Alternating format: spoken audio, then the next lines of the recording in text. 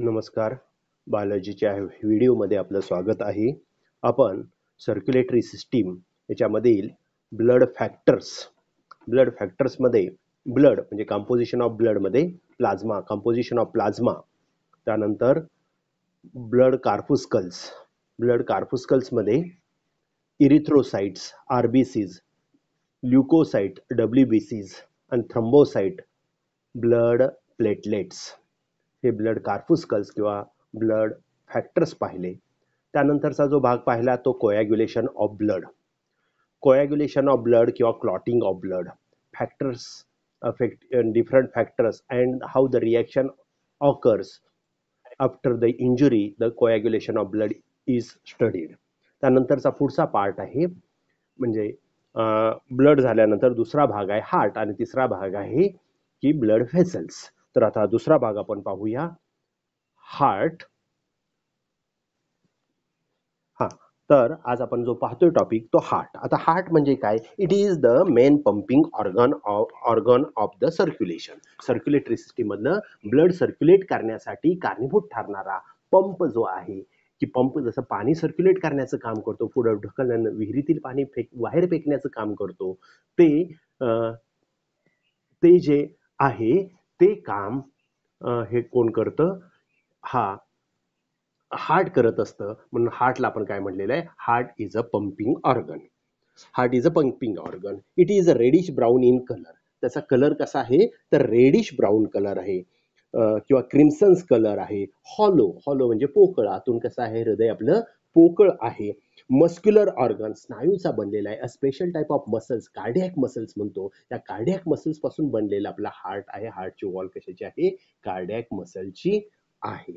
त्यानंतर heart, muscular organ, रफली the size of one's fist. आणि प्रत्येक प्राण्याचं हृदय केवढ्या आकाराचं असतं? तर त्या प्राण्याची जेवढी मूठ आहे त्या मुठी एवढं प्रत्येकाचं हृदय असतं. आपली जेवढी मूठ मोठी तेवढं हृदय कशा असणार आहे? मोठं असणार आहे. Its average weight is about 300 grams in male and 250 grams in female. काय आहे त्याचं वजन किती आहे?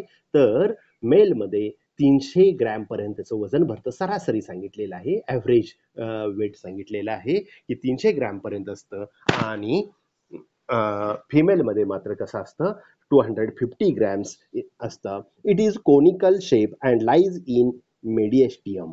काय आहे? त्याचा जो आकार आहे तो कोनिकल सारखा आहे. कोनिकल फ्लास्क तुम्ही पाहिलाय, बुडाला जास्त असतो संचूपात्र आणि निमुळतं होत गेलेलं थोडंसं त्रिकोणी आकार. तसा पद्धतीचा आपला हृदय वरच्या बाजूला ब्रॉड असतं आणि खाली निमुळतं होत गेलेलं असतं. अशा पद्धतीचं हे कोनिकल शेप्ड हार्ट आहे. Lies in mediastinum. मेडिएस्टियम म्हणजे काय?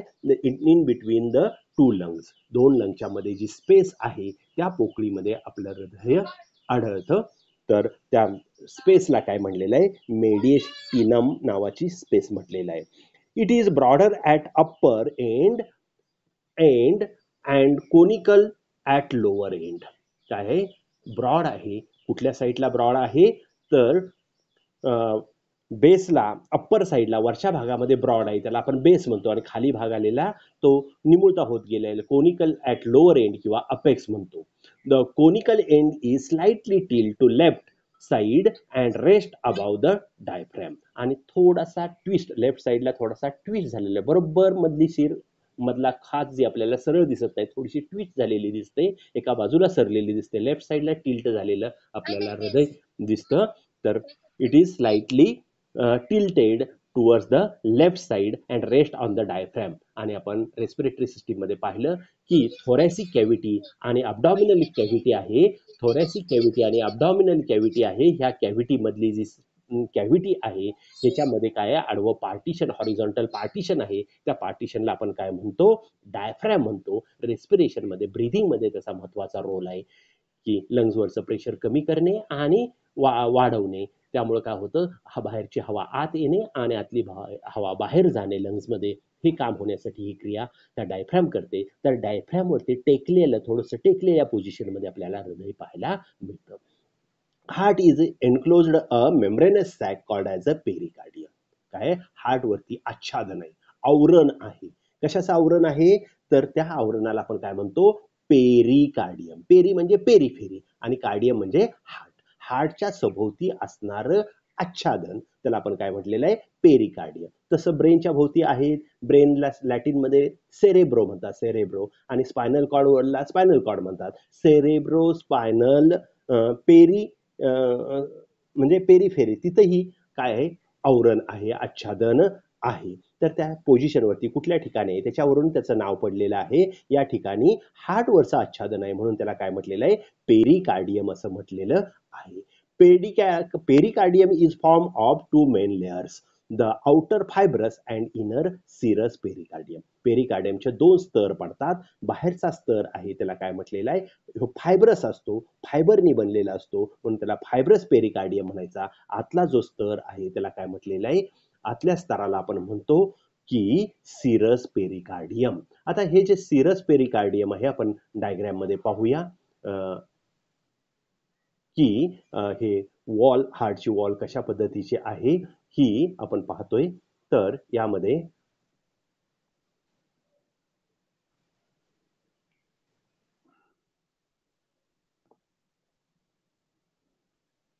हां, तर हे या ठिकाणी पहा, हार्टची वॉल पहा.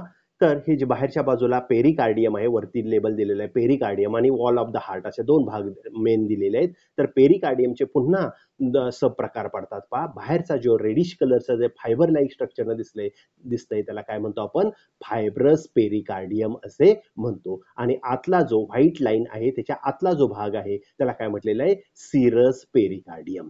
काय म्हटलेलं आहे, फायब्रस पेरिकार्डियम आणि सिरस पेरिकार्डियम असे दोन लेअर आपल्याला पाहायला मिळतात. सिरस पेरिकार्डियम इज सॉफ्ट, आणि हार्टला लागून जे पेरिकार्डियम आहे ते कसं आहे, सॉफ्ट आहे, मॉइस्ट अँड इलॅस्टिक, थोडंसं लवचिक आणि ओलसर, नेहमी ओलसर आतला भाग आहे, त्यामुळं तिथं लिम्फॅटिक फ्लुइडशी सारखा कॉन्टॅक्ट असणार आहे, त्यामुळे हे कसं असतं, मॉइस्ट असतं. It is form of squamous epithelium, is further divisible in two layers, parietal and visceral layer. काय हे जे सिरस पेरिकार्डियम आहे त्याचे काय झालेले आहेत, सिरस पेरिकार्डियमचे पुन्हा काय केलेले आहेत, दोन भाग पडलेले आहेत, दोन भागामध्ये विभागलेलं आहे. हे कशापासून बनलेलं आहे, तर स्क्वॅमस इपिथेलियम. आपल्याला माहिती आहे 11वी मध्ये पहिल्यांदा आपण पाहिल्या सेल्स, पॉलिगोनल सेल्स आहेत, कॉम्पॅक्टली अरेंज्ड आहेत, इंटरसेल्युलर स्पेस नसलेल्या अशा सेल्स आहेत, त्याला स्क्वॅमस इपिथेलियम सेल्स म्हणतो. ह्या स्क्वॅमस इपिथेलियम आपल्या शरीरातील सर्व अवयव, बाहेरच्या बाजूनं त्वचेवरती सुद्धा स्क्वॅमस इपिथेलियमचं आवरण आहे, अवयवांच्या भोवती बाहेरून सुद्धा इपिथेलियमचं आवरण आहे, आणि प्रत्येक ऑर्गनच्या आतून जर पोकळी असेल तर पोकळीमध्ये सुद्धा, पोकळीचा आतला भाग सुद्धा कशाने बनलेला आहे, स्क्वॅमस इपिथेलियम. म्हणजे कुठलाही रोगजंतू आपली हे स्क्वॅमस इपिथेलियमचं आपलं जे संरक्षण कवच आहे ते पास करून सहजासहजी आतमध्ये प्रवेश करू शकत नाही, सहजासहजी नाही. आता आपण म्हणतो की जखमेवरती, शरीरावरती केस जरी उपटला तर त्या केसामधून, केसाचे जे छिद्र पडलेलं आहे मायक्रोस्कोपिक आहे, त्या छिद्रातून सुद्धा त्वचेवरचे काय होतात, रोगजंतू आत जातात आणि काही दिवसात तिथं जखम होते, तिथं पस व्हायला सुरुवात होते. म्हणजे मग तुमच्या लक्षात येईल. तर अशा पद्धतीचं प्रोटेक्टिव्ह लेअर जे आहे त्याला काय म्हटलेलं आहे, हे कशाचं बनलेलं आहे, स्क्वॅमस इपिथेलियमचं बनलेलं आहे. आणि हे सिरस पेरिकार्डियम हे कशापासून बनलेलं आहे, स्क्वॅमस इपिथेलियम पासून बनलेलं आहे. And is further divisible in two layers as parietal and visceral layer. पुन्हा त्याचे दोन प्रकार पडलेले आहेत. बाहेरचं आच्छादन आहे त्याला परायटल म्हटलेलं आहे, आणि आतला आहे व्हिसरल ऑर्गनला, हार्टला लागून जे आहे त्याला काय म्हटलेलं आहे, visceral layer. Parietal and visceral layer of serous pericardium are separated by a pericardial space. आणि हे परायटल आणि व्हिसरल पेरिकार्डियम याच्यामध्ये काय आहे, पोकळी आहे, आणि या पोकळीला आपण काय म्हणतो, पेरिकार्डियल स्पेस म्हणतो. And it is filled with a fluid called as a pericardial fluid. आणि ती पोकळी जी आहे ती कशाने भरली असते, पेरिकार्डियल फ्लुइड. आता हे पेरिकार्डियल फ्लुइड म्हणजे काय, म्हणजे लिम्फच. ब्लड ऊज होऊन, पाझरून, कॅपिलरीतून बाहेर आल्यानंतर ब्लडमधनं काय बाहेर येतं, तर कॅपिलरीमधून प्लाझ्मा फक्त बाहेर येतो. आणि काय येऊ शकतं, तर WBC बाहेर येऊ शकतात. प्लाझ्मा प्लस WBC म्हणजे लिम्फ म्हटलेलं आहे आपण त्याला. हे लिम्फॅटिक फ्लुइड आहे, फक्त हार्टच्या सभोवती आहे, म्हणून त्याला काय म्हटलेलं आहे, त्याला स्पेशल नाव पडलेलं आहे पेरिकार्डियल फ्लुइड. तसं ब्रेन आणि स्पायनल कॉर्डच्या भोवती सुद्धा मेनिंजीज आहेत, 3 आच्छादन आहेत, त्यांच्यामधल्या स्पेस सुद्धा ह्या फ्लुइडनं भरलेले आहे. ब्रेन आणि स्पायनल कॉर्डवरची आहे म्हणून त्याला सेरेब्रो म्हणजे ब्रेन, सेरेब्रो स्पायनल फ्लुइड असं म्हणतात. आता हे फ्लुइड कशासाठी आहे? It acts as a shock absorber. काय म्हणून कार्य करतं? शॉक अब्सॉर्बर म्हणून काम करतं. म्हणजे काय? तर आपण चालताना, पळताना पडलो आणि हार्टला जर धक्का पोहोचला, हार्टचं वर्किंग डिस्टर्ब झालं तर काय होऊ शकेल? डेथ होऊ शकेल. तसं होऊ नये म्हणून थोडासा धक्का लागला तर तो मिनिमाइज करता यावा. तिथलं फ्लुइड काय होतं? बाजूला सरकतं आणि काय होतं? तो धक्का काय होता? आपल्याला लागत नाही. यासाठी म्हणजे protect the heart from mechanical injury हा त्याचा त्या फ्लुइडचा आणि त्या लेअरचा पेरिकार्डियल फ्लुइडचा आणि पेरिकार्डियमचं काय फंक्शन आहे. How much quantity of fluid is present here around the heart? It is about 50 ml. 50 ml च्या आसपास द्रवपदार्थ तिथं हा पेरिकार्डियल फ्लुइड असतो which acts as a shock absorber. तो काय म्हणून काम करतो? तर शॉक अब्सॉर्बर. शॉक म्हणजे इलेक्ट्रिक नव्हे, आपण पडल्यानंतर, लागल्यानंतर, धक्का कोणी मारल्यानंतर जो शॉक बसतो तो शॉक मिनिमाइज करण्यासाठी त्याचा उपयोग होतो. Protect the heart from mechanical injury. सहजासहजी काय होतंय? हार्टला दुखापत पोहोचत नाही. त्यानंतर it also keeps the heart moist and acts as a lubricant. आणि नेहमी हृदय, आपल्या शरीराचे सगळे अवयव नेहमी कसे राहिले पाहिजेत? ओलसर राहिले पाहिजे, ताजेतवाने राहिले पाहिजे, तर त्यांचं फंक्शन काय होईल? योग्य पद्धतीनं चालेल. ते सुकून चालणार नाहीत.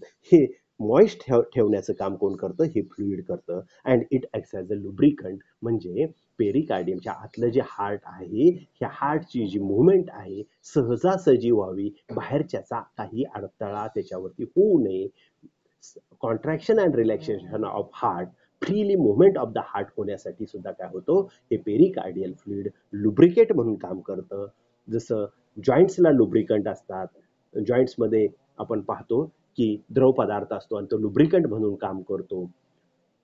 लुब्रिकंट म्हणजे वंगण. गाडीमध्ये आपण इंजिन ऑइल टाकतो, तिथले पार्ट्स, स्पेअर पार्ट्सची झीज होऊ नये, घर्षण होऊ नये, एकमेकावर घासले तर झीज होईल आणि त्याचं काय होईल? साईज किंवा त्यातला स्पेस काय होईल? वाढेल. ते होऊ नये.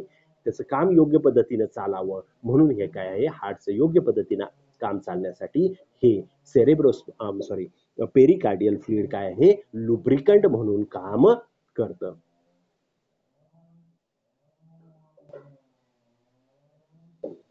तर lubricant. This is about the pericardium. हे झालं पेरिकार्डियम. वरती आपण लेबल्स पहा. Fibrous pericardium, parietal layer of pericardium, parietal space आणि फिसरल लेअर, सिरस पेरिकार्डियम म्हटलेला आहे, इपिकार्डियम आणि त्यानंतर इपिकार्डियम हा भाग आहे तो म्हणजे वॉल, हार्ट वॉल. हा इकडचं हे लेबल आहे इपिकार्डियम. Heart wall. आता पुढचा भाग आहे वॉल ऑफ द हार्ट. आता वॉल ऑफ द हार्ट मध्ये the heart is मिसोडर्मल in origin. Heart कशापासून बनलेला आहे? मिसोडर्म पासून बनलेला आहे. म्हणजे आपण पाहिलं की आपल्यासारखे कॉम्प्लेक्स ऑर्गॅनिझम काय आहेत? 3 पेशीच्या स्तरापासून बनलेले आहेत. एक्टोडर्म, मिसोडर्म आणि एंडोडर्म. त्या मिसोडर्म पासून हार्टची निर्मिती झालेली आहे. हार्टची निर्मिती झालेली आहे.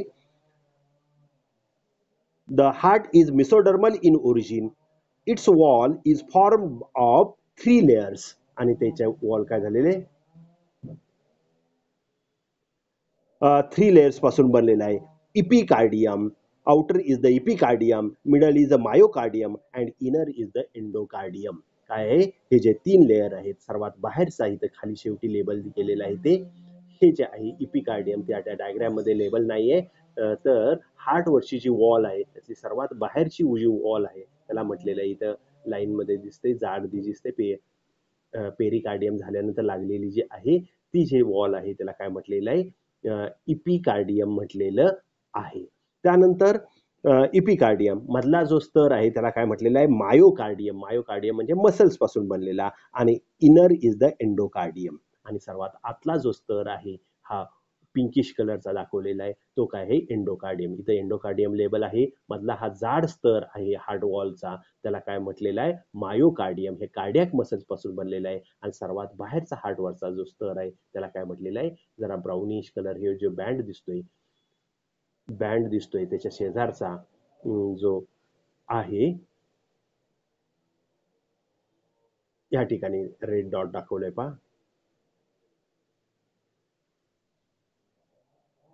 हा रेड डॉट ब्ल्यू कलरचा दाखवतो. हा जो आहे तो काय आहे? इपिकार्डियमचा भाग आहे. रेड डॉट तिथे मी दाखवलेला आहे. ठीक आहे. त्यानंतर epicardium is thin and formed of a single layer of flat squamous epithelium resting on a basement membrane. काय इपिकार्डियम कसा आहे? थिन, पातळ असा पापुद्रा आहे, आच्छादन आहे, रेस्टिंग ऑन बेसमेंट मेम्ब्रेन आणि स्क्वॅमस इपिथेलियम पासून बनलेलं आहे. इपिकार्डियम हार्टचं बनलेलं आहे, हार्टची वॉल आहे आणि ती कशापासून बनलेली आहे? इपिथेलियम, स्क्वॅमस इपिथेलियम पासून बनलेली आहे. Myocardium is the middle thick layer form of cardiac muscles. आणि मधला जो मायोकार्डियम आहे या ठिकाणी लेबल्स मध्ये दाखवलेला आहे. हे जे लेबल आहे या ठिकाणी, हे जे लेबल आहे त्याला काय म्हटलेलं आहे? मायोकार्डियम असं म्हटलेलं आहे. मायोकार्डियम किंवा कार्डियक मसल्स म्हटलेलं आहे. त्यानंतर तो कशापासून बनलेला आहे? Myocardium is a middle thick layer form of cardiac muscles. Endocardium is a single thin layer form of a squamous epithelium. आणि एंडोकार्डियम कशाचं बनलेलं आहे? तर स्क्वॅमस इपिथेलियम पासून बनलेलं आहे. The epicardium and endocardium are protective in function. Epicardium आणि endocardium कशाचं कार्य करतं? तर प्रोटेक्टिव्ह, रोगजंतू बाहेरून आत येणार नाही, आतून त्या वॉलमध्ये शिरणार नाही, हार्टचं फंक्शन डिस्टर्ब करणार नाही. तर यासाठी हे काम करतं. म्हणजे रक्तातून आलेला रोगजंतू हृदयाच्या भिंतीमध्ये शिरू शकत नाही, वॉलमध्ये, सेलमध्ये शिरू शकत नाही. मधल्या पोकळीत राहिलेला जीवाणू काय केला जातो? WBC आहेत, फॅगोसायटिक नष्ट करतील, बरोबर, किंवा अँटीयुजेन, अँटीबॉडी रिएक्शन नष्ट होईल, प्रतिकारशक्ती नष्ट होईल. तर अशा पद्धतीनं त्याला शरीरात एंट्री करू दिली जात नाही. Epicardium and endocardium are protective in function, whereas myocardium is responsible for contraction and relaxation of heart. आणि मायोकार्डियमचं फंक्शन काय आहे? Contraction and relaxation of the heart हे फंक्शन आहे. Contraction and relaxation of the heart हे function कोणाचं आहे? या cardiac मसलचं किंवा मायोकार्डियमचं आहे. This is about the structure of structure of heart wall किंवा वॉल ऑफ द हार्ट. हार्टच्या भिंतीचं स्ट्रक्चर आपण इथं पाहिलेलं आहे. डायग्रॅम आपल्याला ही काढावी लागेल, लेबल्स करावी लागतील. ही डायग्रॅमचं प्रॅक्टिस करा. अशी डायग्रॅम आली पाहिजे असं नाही, फक्त रे डायग्रॅम तुम्ही काढू शकता. तर हे फोटोग्राफ्स आता दिलेले आहेत, त्यामुळे तुम्हाला जरा डायग्रॅमचा प्रश्न येणारच आहे. आतापर्यंत पूर्वी काय करत होते? डायरेक्ट रे डायग्रॅम काढलेली असायची आणि रे डायग्रॅममुळे काय ती काढणं सोपं होतं. वर्गामध्ये मी जेव्हा शिकवेन किंवा मी डायग्रॅम काढून तुम्हाला नंतर पाठवतो. तर अशा पद्धतीनं दिस इज द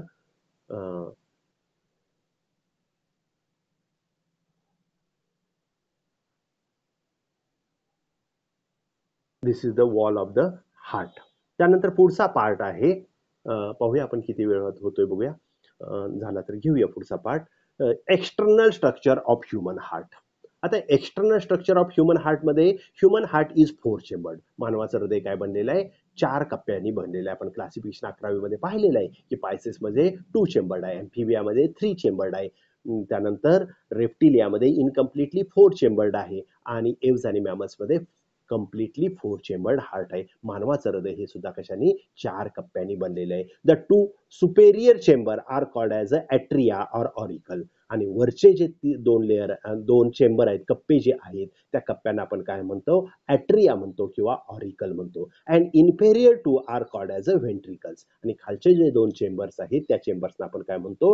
व्हेंट्रिकल्स असे म्हणतो. Externally the atria are separated from ventricle by transverse groove called as a coronary sulcus or atrioventricular group.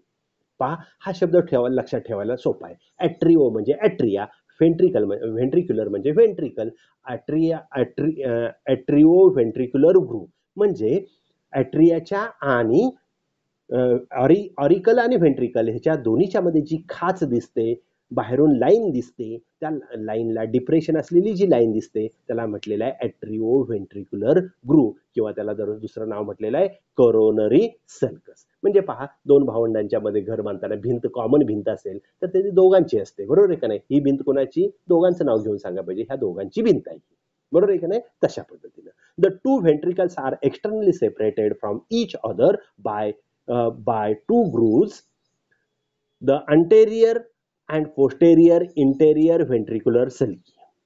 काय म्हटलेलं आहे, अंटेरियर टू पोस्टेरियर, वरून खालीपर्यंत जाणारं ग्रूव्ह जे आहे त्याला म्हटलेलं आहे इंटरव्हेंट्रिक्युलर सल्की. दोन व्हेंट्रिकलच्या मध्ये असणारं उभं पार्टिशन, बरोबर आहे का नाही? दोन व्हेंट्रिकलच्या मध्ये असणारं उभं पार्टिशन आहे. त्या उभ्या पार्टिशनला आपण काय म्हणतोय?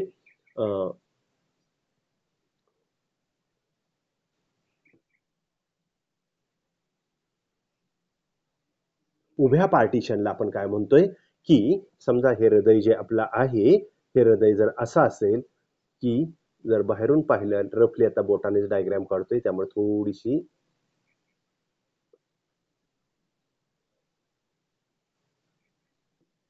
प्रॅक्टिस नाहीये, तरी पण मी इथं काढलेली आहे.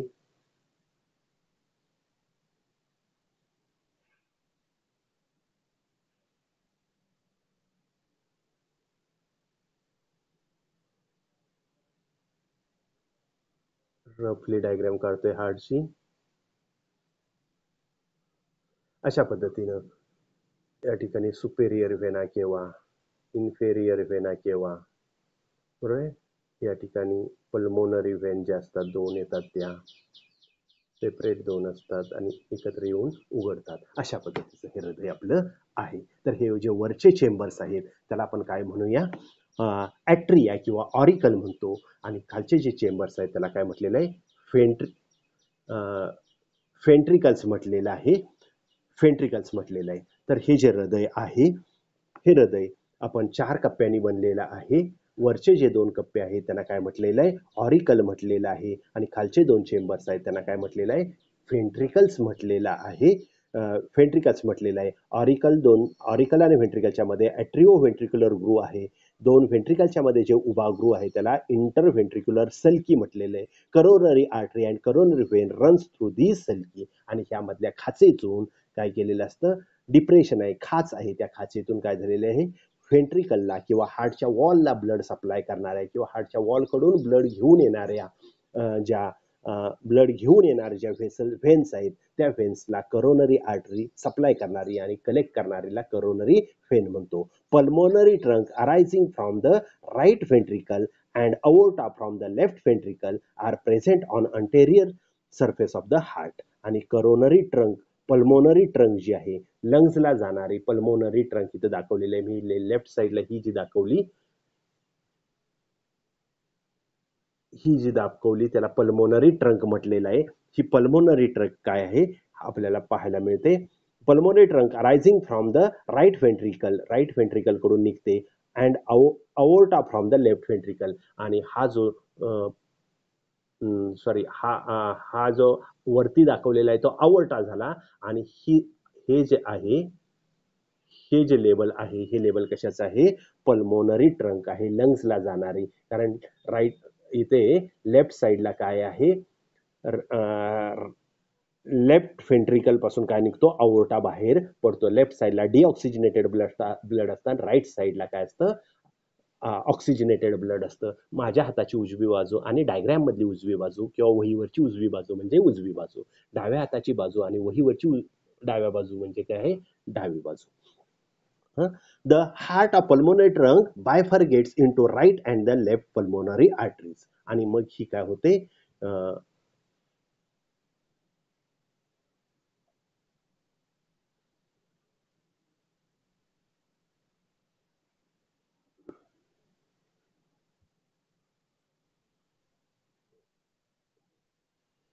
आणि परत काय होते?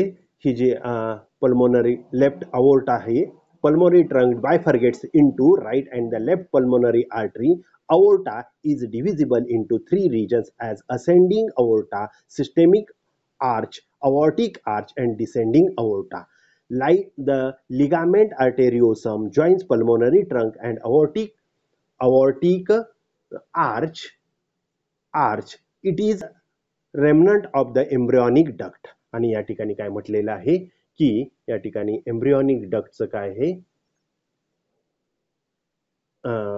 ही आपल्याला रुडिमेंटरी कंडिशन मध्ये पाहायला मिळते.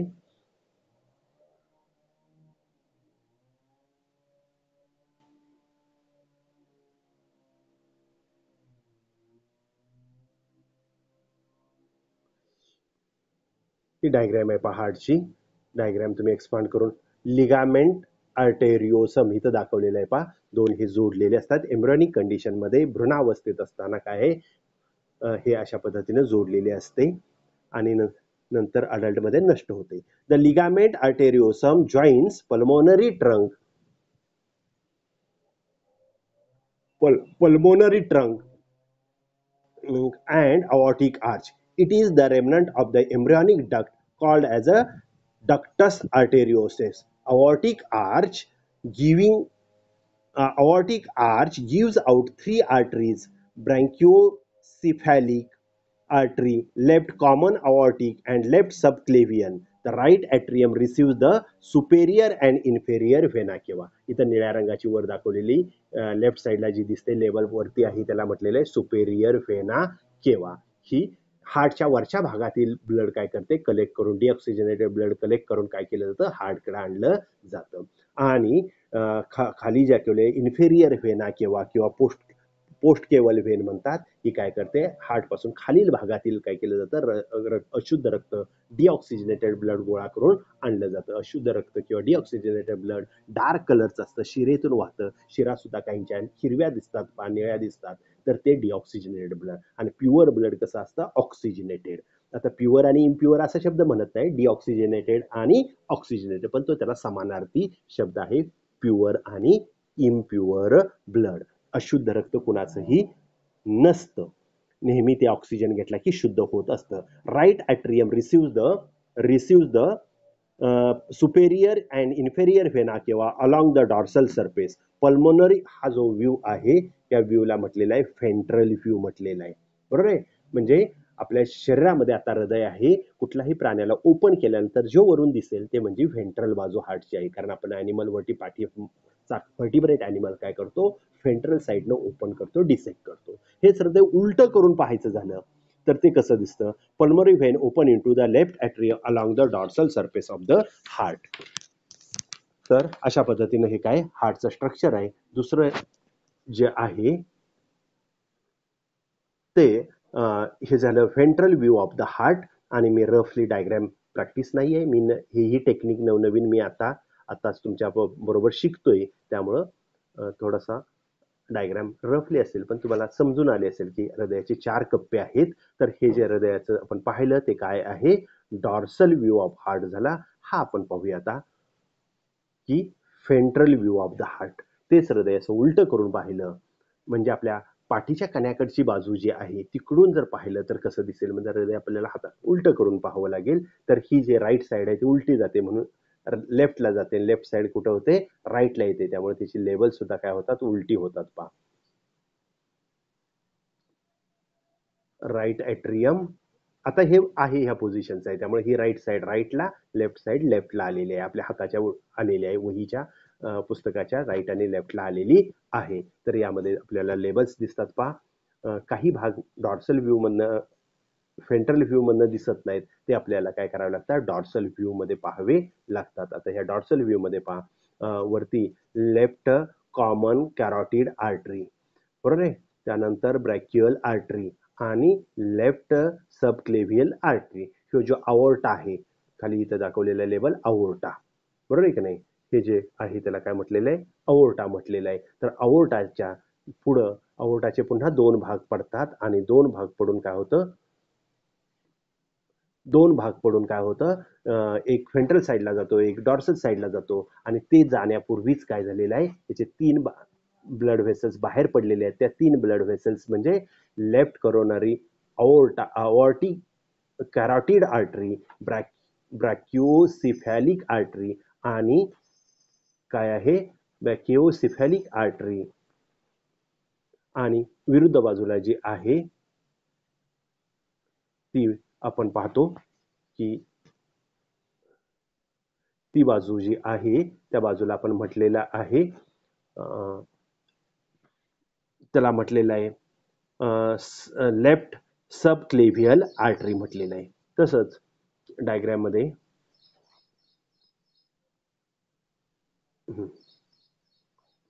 ही वरून आलेली सुपेरियर व्हेना किंवा ही खालून आलेली इन्फेरियर व्हेना किंवा ही काय करते, राईट ऑरिकल मध्ये ब्लड काय डिऑक्सिजनेटेड ब्लड सप्लाय करते. पुन्हा राईट ऑरिकल मधलं ब्लड राईट व्हेंट्रिकलमध्ये येतं. खालच्या बाजूला आहे ते राईट व्हेंट्रिकल, डिऑक्सिजनेटेड ब्लड असतं. इकडं डायग्राममध्ये दाखवलेलं लेफ्ट व्हेंट्रिकल, करोनरी सल्कस, इथं खाच दाखवलेले आहे पाह्या, करोनरी सल्कस, इथं करोनरी आर्टरी आणि करोनरी व्हेन्स असतात. अपेक्स ऑफ द हार्ट म्हणजे टोक दाखवलेला आहे. ॲट्रियम, लेफ्ट ॲट्रियम म्हणजे ऑरिकल दाखवलेला आहे. त्यानंतर या बाजूला पहा inferior vena cava, right ventricle आणि right auricle, right pulmonary artery, इकडून पल्मोनरी आर्टरी, लंग्सकडून ब्लड, लंग्सला घेऊन जाणारे ब्लड हार्ट पासून अवयवाला घेऊन जाते, त्या ब्लड व्हेसलला आर्टरी म्हणायचं. हृदयाकडे ब्लड घेऊन येणारे जे आहेत त्यांना काय म्हणायचं, फेन्स म्हणायचं. फेन्समध्ये अशुद्ध रक्त असतं, आर्टरीमध्ये काय असतं, शुद्ध रक्त असतं. तर अशा पद्धतीनं आपले बरोबर टायमिंग संपत आलेलं आहे. एक मिनिट आहे अजून. तर हार्टचं स्ट्रक्चर आपण डॉर्सल आणि व्हेंट्रल व्ह्यू या दोन भागामध्ये पाहिलं. आपल्याला प्रश्न असतो याच्यावरती, with neat label diagram describe the external structure of the heart. याच्यासाठी 5 मार्काचा प्रश्न असेल तर ह्या दोन्ही डायग्रॅम काढावे लागतील किंवा ते स्पेसिफिक म्हणतील. Ventral view of heart with neat label diagram of ventral view of heart, describe the structure of external structure of the heart, अशा पद्धतीनं प्रश्न असेल तर शक्यतो काय करतात, व्हेंट्रल व्ह्यूच विचारतात. पण प्रसंगी विचारलं तर आपल्याला दोन्ही व्ह्यू काढता आले पाहिजेत आणि ह्या दोन्ही डायग्रामचं काय करावं लागेल, तुम्हाला प्रॅक्टिस करावं लागेल. त्याचबरोबर वॉल ऑफ द हार्ट, हार्टची जी वॉल आहे त्याचंही आपल्याला काय करावं लागेल, डायग्राम काढून प्रॅक्टिस करावं लागेल. थँक्यू.